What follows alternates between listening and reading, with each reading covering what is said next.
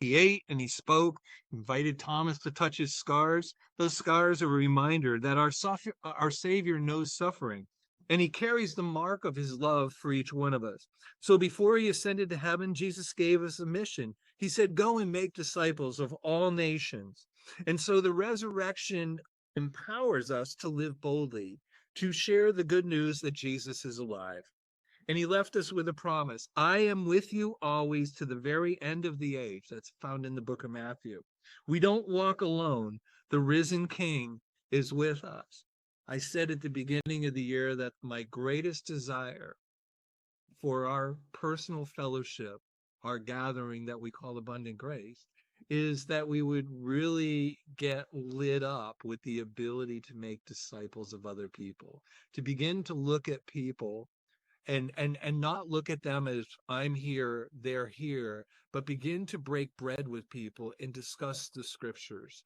Begin to have valued conversations. People are going through difficult times.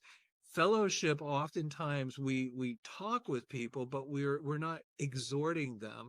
We're not reminding them of who they are, that Christ in them is the hope of glory, that greater is he who dwells within each one of them.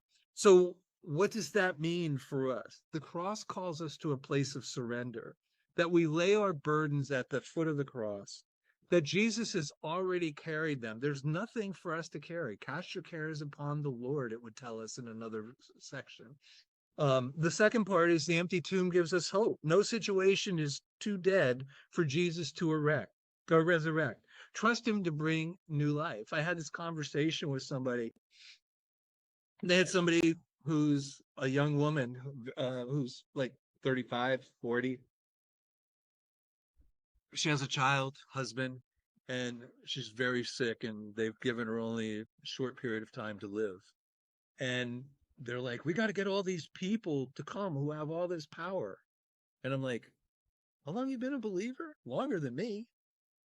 Don't you know that Christ in you is the hope of glory?